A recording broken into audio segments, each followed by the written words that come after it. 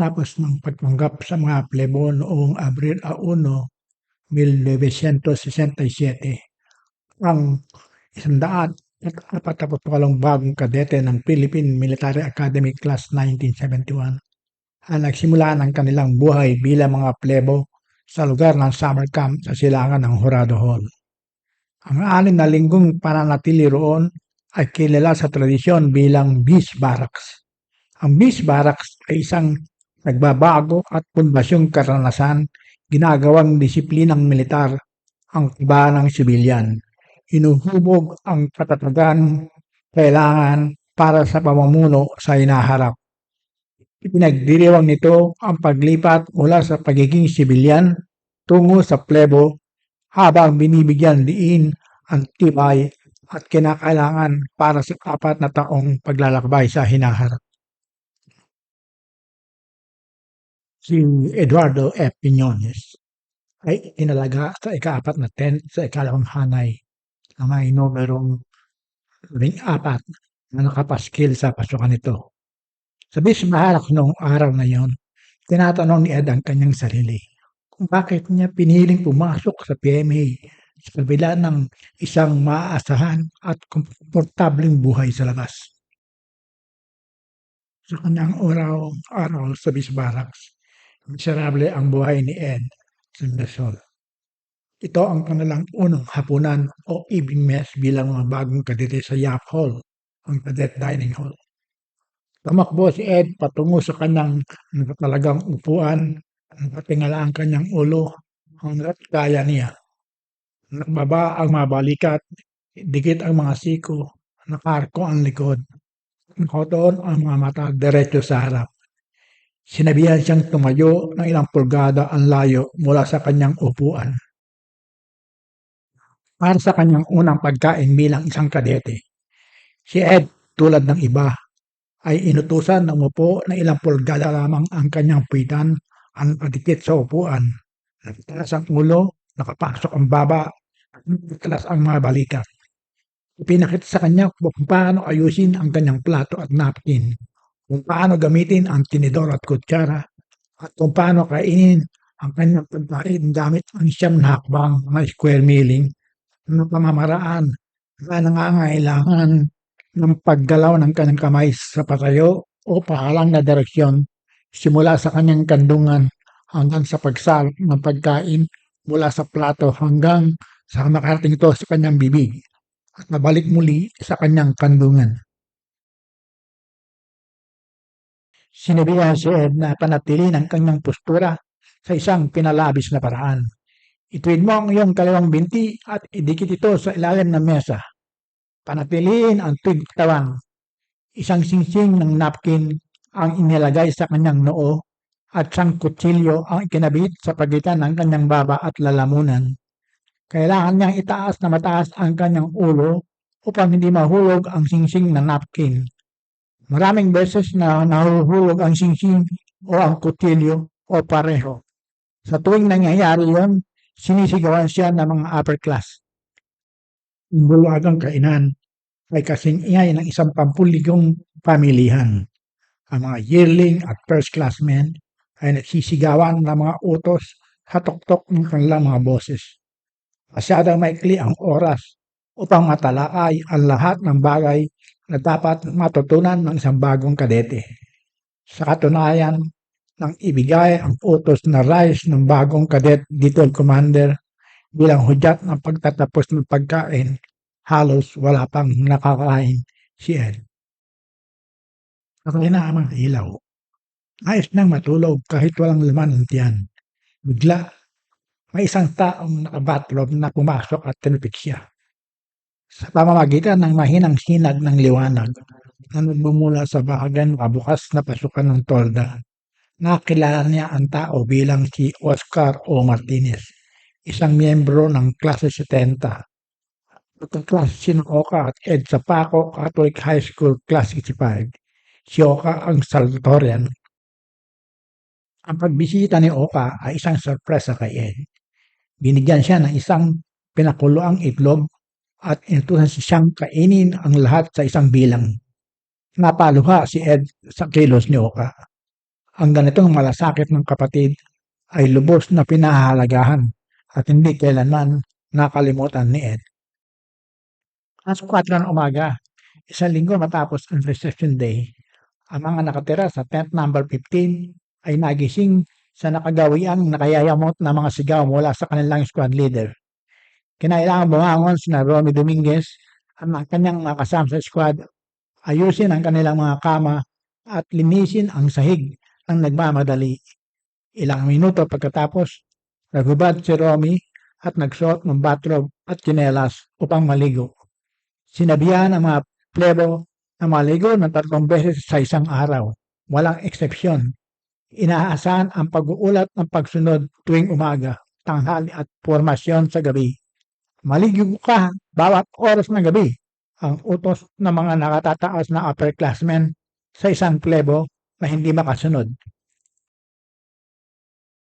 Nanginig si Romy sa 16 degrees centigrade na temperatura ng Baguio habang nagmamadali siyang tumungo sa pansamantalang banyo na walang bubong na itinayo malapit sa gilid ng isang malalim na bangin sa silangan ng ikalawang hanay ng mga tolda.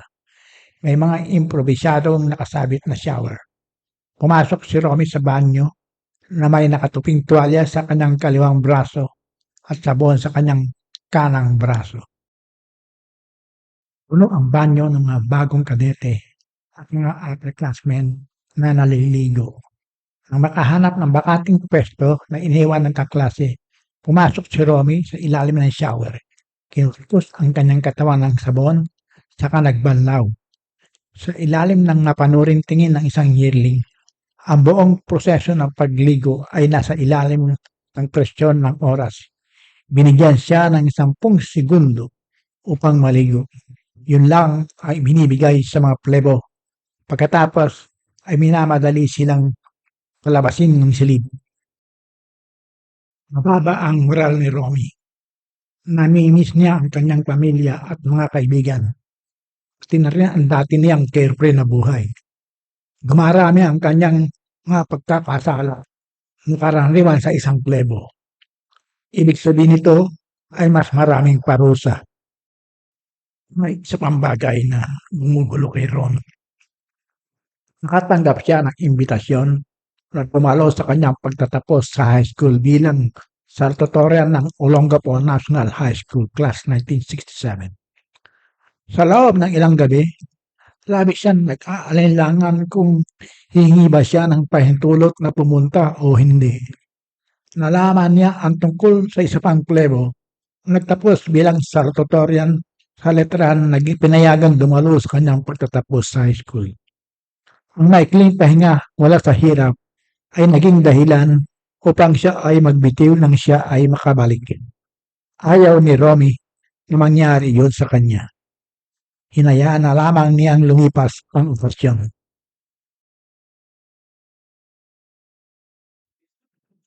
Si Ernesto Fernandez o si Ernie ay labis na kinamumuhian ang mga Sabado. Ayaw na ayaw niya sa mga inspeksyon.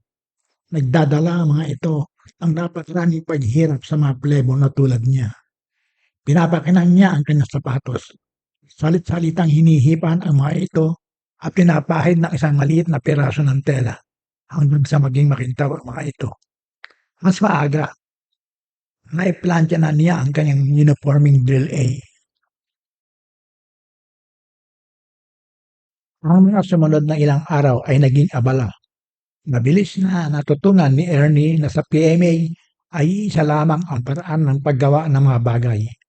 Araw-araw, kinakailangan niyang ihanay ang kanyang mga sapatos na goma, sapatos na balat, combat boots at tsinelas sa ilalim ng ibabang bunk bed niya kung saan siya natutulog.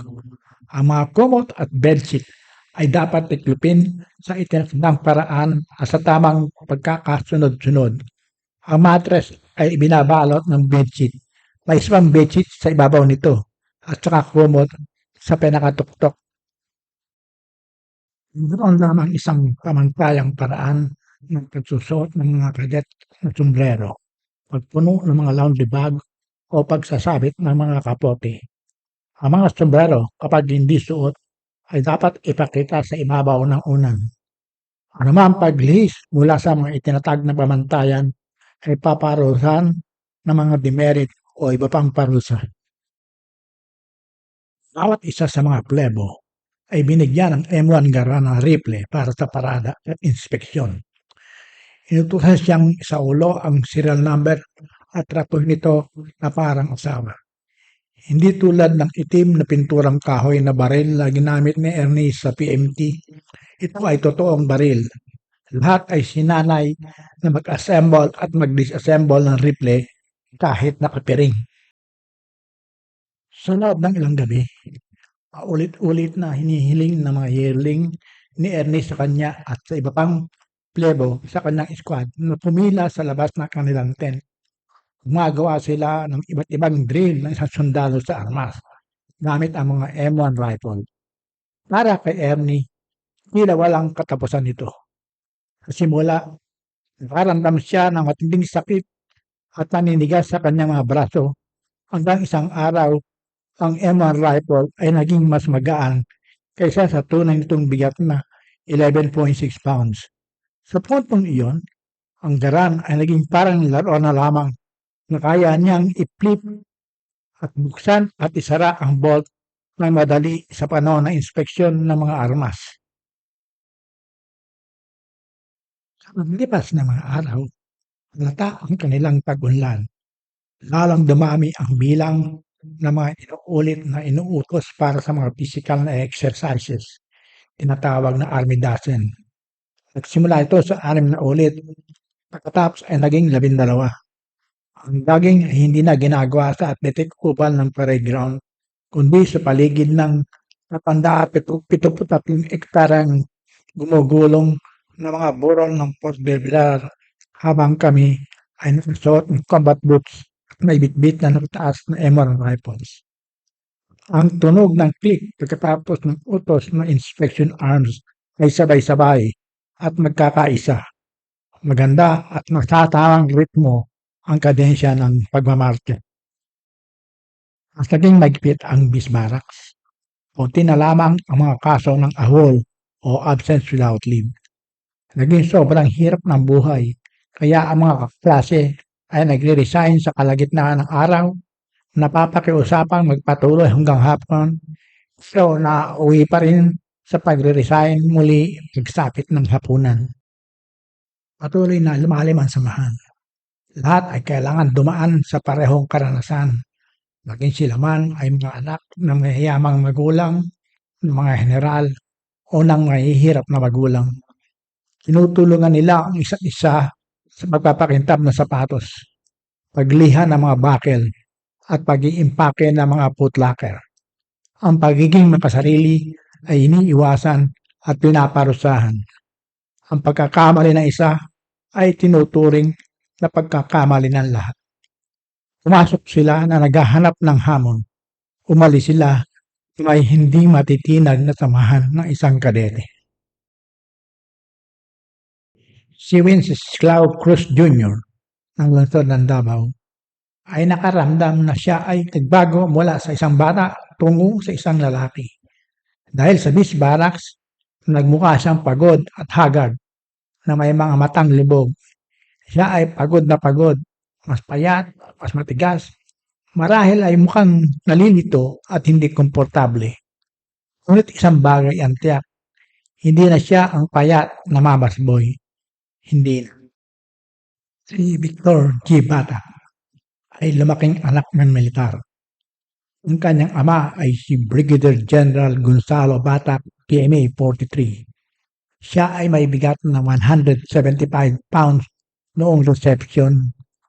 42 araw bago yon. Pagkatapos ng Bismarcks, bumaba ang kanyang timbang ng 37 pounds hanggang 138. Tapos ang 6 na linggo ng nakapapagod na mga paghihirap, opisyal natapos ang Bismarcks noong Mayo 12, 1967 sa isang formal na seremonya na tinatawag na Incorporation Day. Pinahintulutan ang klase ng 71 na sumali sa Cadet Corps. Pagkatapos, angkor ay nagmarcha bilang isa. Ang Beach Barracks ay higit pa sa isang pagsasanay. Ito ang hurnuhan kung saan ang mga sibilyan ay hinuhubog upang maging mga tagapagtanggol ng bansa na nagmamarka ng unang hakbang sa habang buhay na pangako sa dangal at paglilingkod.